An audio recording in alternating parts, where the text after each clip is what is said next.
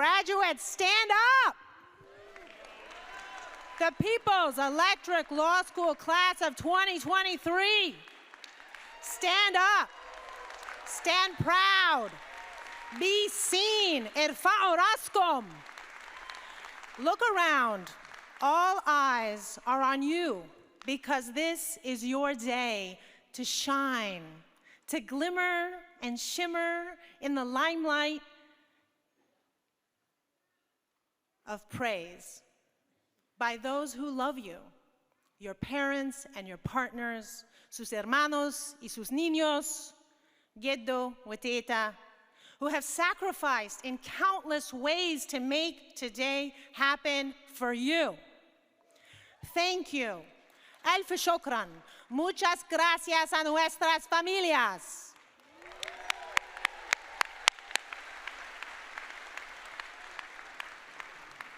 For 3 years, your needs as our law students have lied at the center of our institutional attention. Since your first day of orientation in August 2020, online, the faculty and staff have come to work every day, every semester, every year with one goal in mind: to train you to be competent, ethical, and passionate lawyers for your future clients. So today marks the end of you being the center of attention.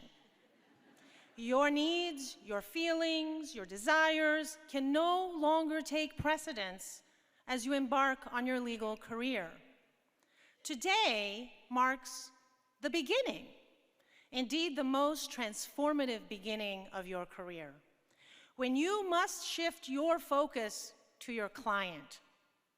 Whether she is the business owner seeking to expand internationally, or he is the victim of domestic abuse, whether he is the transgender Latino facing workplace discrimination, or the Jewish father assaulted by a white supremacist, your client's interests must always be at the center of the case. You will have different clients depending on the choices you make, from the wealthy individuals and corporations represented by your big law employer with boundless resources, to the Syrian refugee family who barely escaped death, represented by a resourceful and fierce Rutgers law graduate. Each individual client will have different interests, and each of you will sit at different places at the negotiation table, stand on different sides of the courtroom. But there is one collective client that every lawyer serves: our society.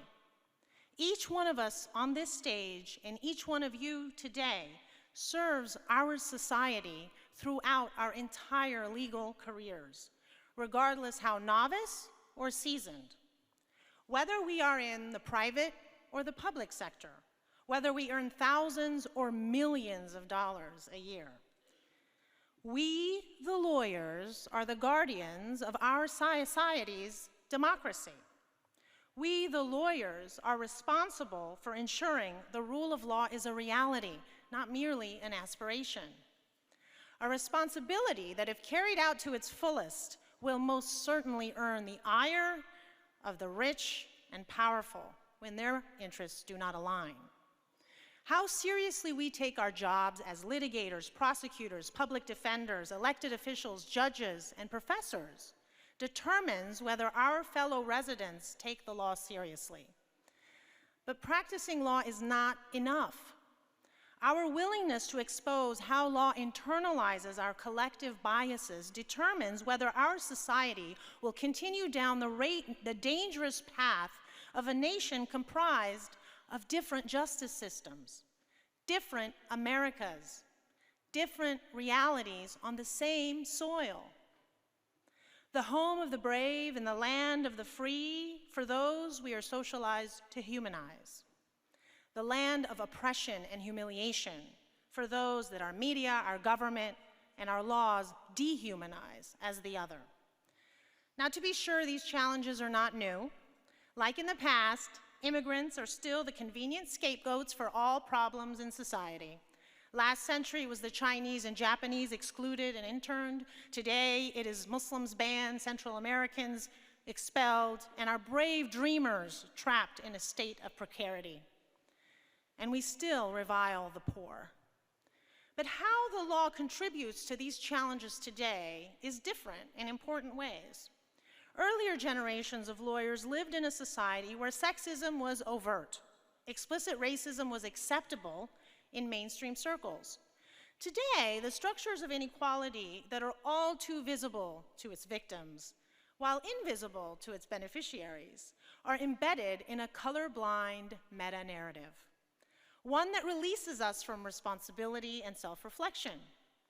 The daily reproductions of a racialized order ensures that certain races and ethnicities are systematically underrepresented in positions of power and overrepresented in the lowest socioeconomic strata of our society, including our prisons. Such systemic racism is not the product of tens of millions of overt racists, but rather upheld by all of us in our daily behaviors and actions that are normative, habitual, and often unconscious. These habits buttress power through us as lawyers and judges and legislators in our daily presumptions about the people we represent, the people we work with, supervise, or report to. Presumptions of incompetency that might be overcome by working harder, smarter, better than the average worker.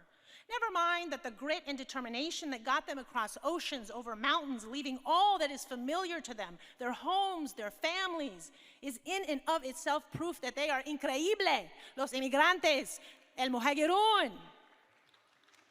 Presumptions of criminality that can be debunked with a flawless record that only the superhuman can attain. Perfection in speech, dress, behavior, according to the preferences of the powerful and wealthy. Even the slightest error will cost you your home or your job. And if you are Black, the stakes quickly ratchet up to your liberty and your life. Black lives must matter.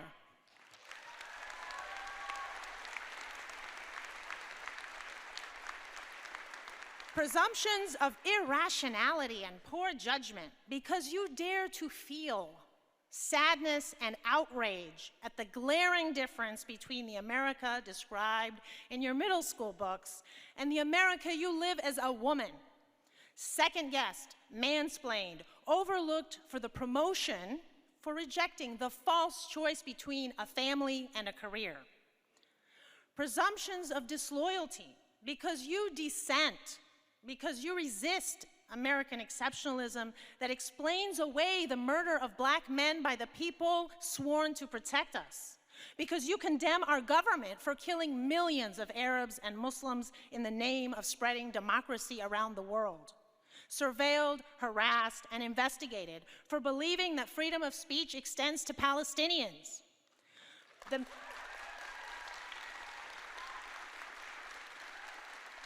The myriad forces in our lives urge us to treat such outcomes as merely personal choices with individual consequences, not systems harming us collectively.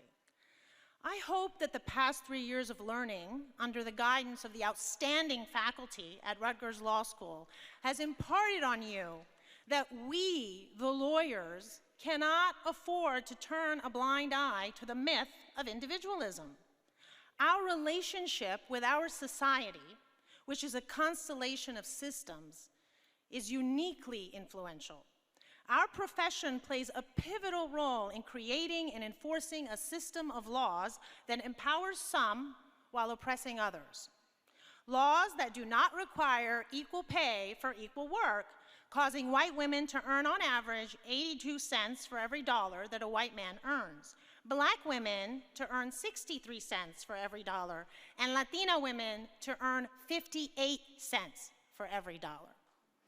Laws that do not subsidize childcare, even though society still expects women to be the primary caregiver.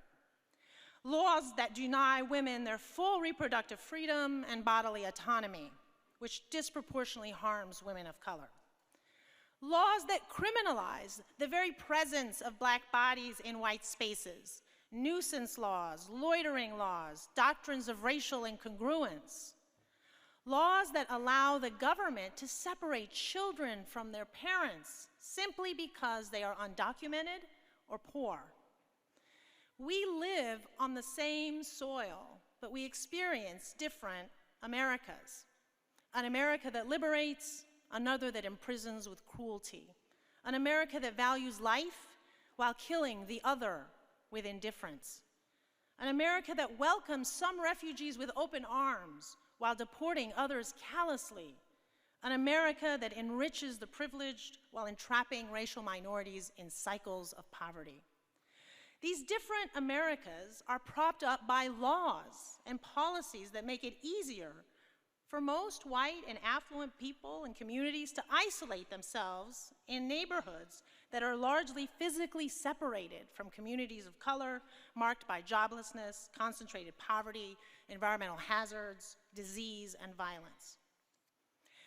Now, I know these are hard truths to face if you have only experienced the better side of America, but I also know that some of you enrolled in the People's Electric Law School because what I have described today reflects you and your loved ones' lived experiences. We see you. When we, the lawyers, are not tenaciously committed to eliminating these multiple Americas, our collective client suffers. Our society needs each and every one of us to be brave, to have integrity, to think beyond our own individual material interests for the common good.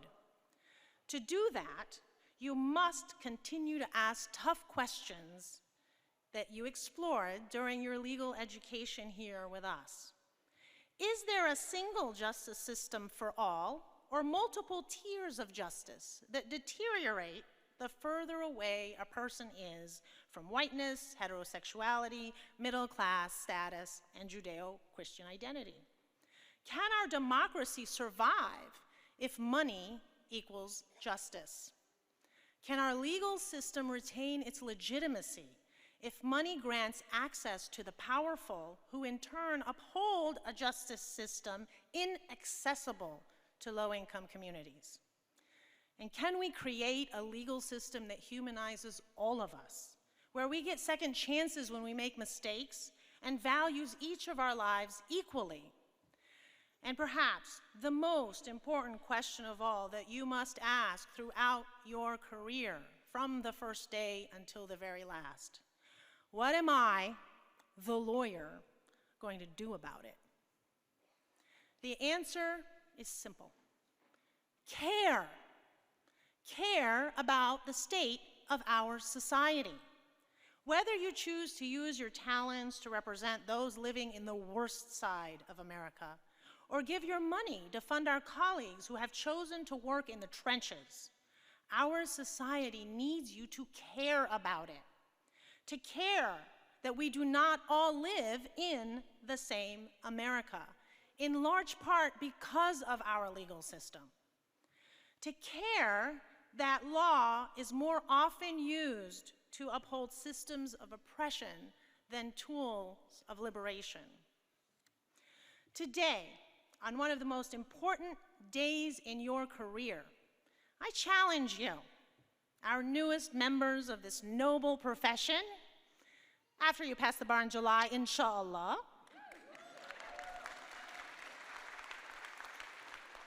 I challenge you to join us in the intergenerational struggle to create a justice system that produces an America that lives up to its aspirations, to be a land of the free for all, to be a nation that values the life and dignity of everyone on its soil.